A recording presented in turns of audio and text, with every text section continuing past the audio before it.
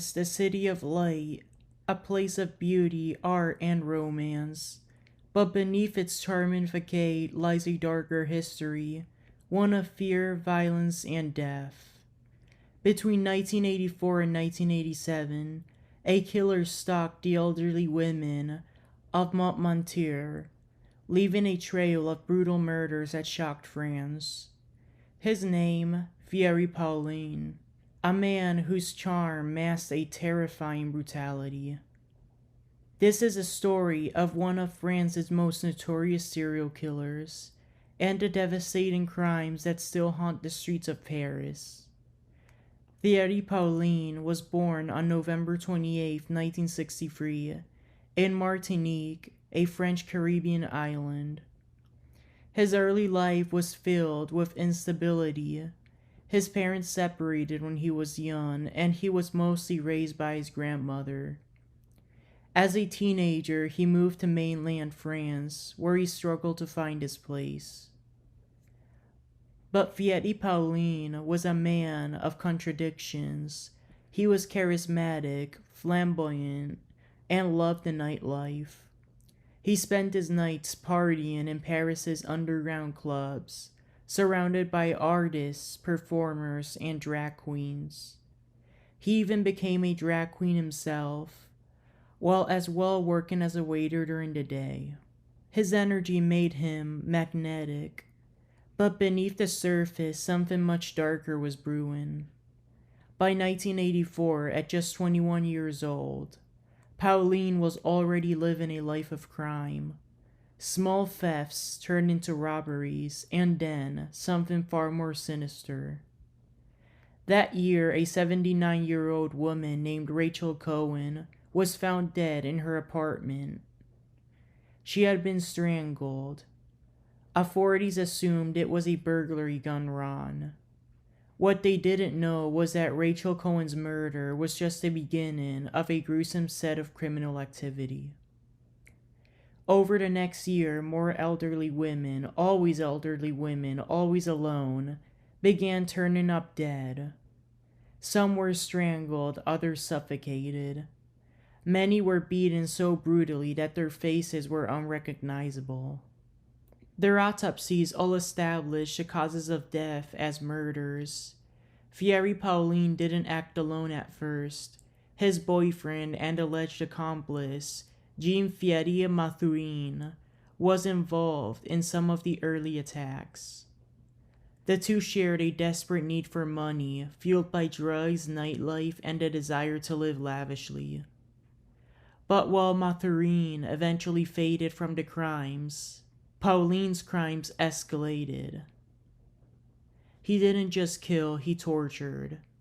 One victim was found suffocated with a plastic bag. Another had been forced to drink bleach. These weren't just robberies, they were acts of pure cruelty. By 1987, fear gripped. Parisian women locked their homes. The media dubbed the killer the monster of Montmartre. Yet, despite over 20 victims, police had no solid leads. And then, Thierry Pauline vanished. For months, there were no new murders. The city breathed a sigh of relief. What they didn't know was that Thierry Pauline was deteriorating.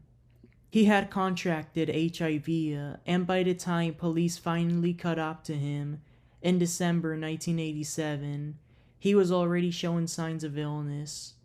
One of his surviving victims, who had managed to escape, recognized him and alerted the police. Pauline was then spotted and arrested. During his interrogation at Paris's police station, he confessed, coldly, casually, as if his victims meant nothing. Another who was spotted and also interrogated was his boyfriend, Mathurin. He admitted to at least 18 murders, but investigators believe the true number may have been higher, reaching 21. However, justice would never be fully served. By 1989, at just 25 years old, Thierry Pauline died in the Fresnes prison from complications related to his AIDS. He never stood trial. His boyfriend, Mathurin, who had been incarcerated with him, as well confessed to his crimes. Both had been held at the Fresnes on a pretrial detention, as investigating magistrate Roger Leloyer denied them bail. They had pleaded not guilty to their crimes. Their lawyer, Jean-Pierre Mignard, and Jean-Luc Pernaud, vowed to defend them. After Thierry Pauline died, one of the prosecutors, Pierre-Olivier Sour, dropped his 18 murder charges and withdrew himself from the case. Therefore, the other prosecutor in the case, Jean-François Dubost, would continue on by himself to take care of bringing Pauline's boyfriend, Mathurin, to justice. Mathurin was put on trial for the first 9 murders and convicted. Paris judge Laurent Truchot sentenced him to life in prison without parole, plus 18 years. He was afterwards locked into the La Santé prison to serve his sentence. However, he was released in January 2009 after France's appeals court granted him an early release that was approved by the National Parole Board. Thierry Pauline's story is one of contradictions. A man who danced through Parisian nightclubs, loved by many, yet killed without remorse. A man who targeted the most vulnerable elderly women who had survived wars, hardship, and history, only to fall at the hands of a monster. To this day, his crimes haunt Montmartre, the narrow streets where his victims lived, the homes where their lives were taken. They all still stand, a chilling reminder that beneath the beauty of Paris, darkness can always lurk in the shadows. I am Santiago, and this has been Strawberry Ink. Until next time, stay safe and goodbye.